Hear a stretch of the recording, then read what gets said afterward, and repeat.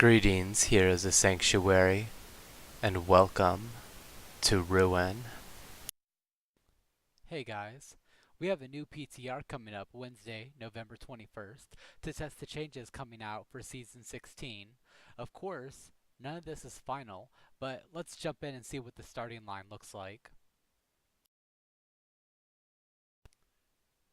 First, quality of life. I'm not really fond of the additional armory tabs, but this is a good move for people who like to swap out their builds more often and be more experimental. The changes to primals though is a good start. I've sometimes wondered if I've ever gotten a primal drop and then scrapped it by mistake without really looking.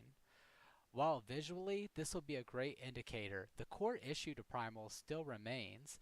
There's so many legendaries that are mediocre and just not useful to the sets in their current iterations. The initial squee of excitement from a primal drop is going to be followed by, oh, Bolavine Bardashe. My primal ticket to the cow level. Feels good, man. This is a step in the right direction to make the primal stand out more, and I'm excited to see these drop on the PTR, but I hope more tweaks overall to the system are made by either excluding some of these legendaries that are just useless to all sets, or giving them more useful stats. Paragons can't be changed in greater rifts. This is how it should have been in the first place, but better late than never. Also, it says players can join public games greater. Wait, public games are multiplayer? Sorry, I just had my mind blown. I've been playing alone this entire time and didn't realize Diablo 3 was a multiplayer game. Season 16 will be the season of Grandeur. For those who don't know, the Ring of Royal Grandeur reduces the number of items needed for set bonuses by 1. This buff will be active on the season without having the ring equipped or using it on a cube slot. On a side note, this will not stack if you happen to equip the ring or put it inside your cube. This simple sleight of hand mechanic changes things actually a lot. The game runs on sets already, and this will give everyone an additional item to put in a new legendary effect on. Some sets will likely benefit more from this than others, but with the new balance changes, this will definitely shake things up for this season, and as long as they don't do another season of Grandeur next season, the meta for next season will be different than this one. I'm pretty excited. Speaking of balance changes, every class has gotten some sort of changes to their class set.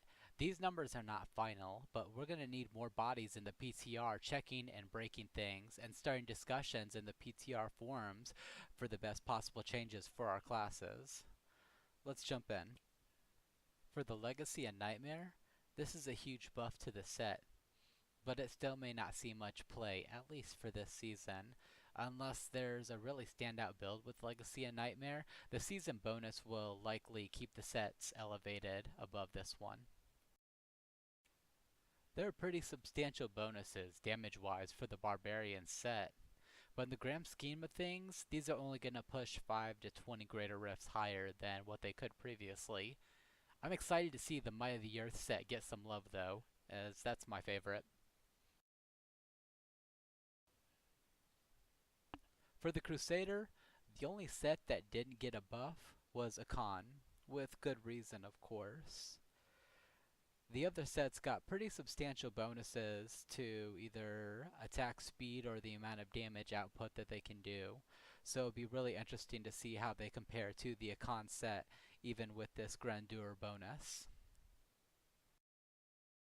While the numbers are all going in the right direction for the Demon Hunter, I'm curious if this will be enough.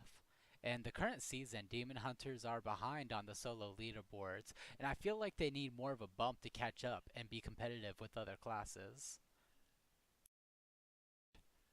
These are all pretty significant buffs for the monk. The Inna set seeing the biggest bonus here with its 6-piece getting a 10 times multiplier.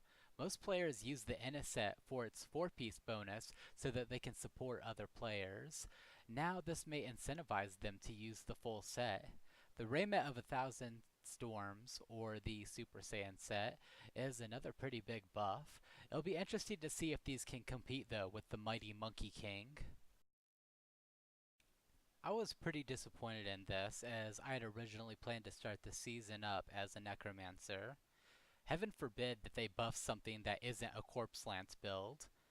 After watching Lord Fluffy's take on this, I guess I get it. There are a couple aspects of the game they have to consider outside of just greater rifts.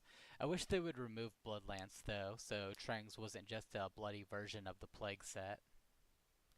This is another one where I feel the numbers could be turned up a bit more. Witch Doctors are right above Demon Hunters with Greater Rift pushing. I feel some of these sets could turn the dial just a little bit more to be competitive. These seem about right, as the Wizard is in a pretty good spot currently. The Wizard class I have the least amount of playtime on, so I can't really comment any further on this.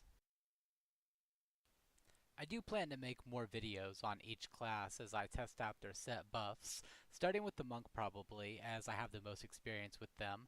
I encourage everyone to jump into the PTR and test out their favorite class and leave your honest feedback on the forums. I'll leave a link in the description for easy access. I'm excited for this update, and hopefully we get to see a bit more content come throughout the year. I'll see you next time, heroes. Merry part, and blessed be.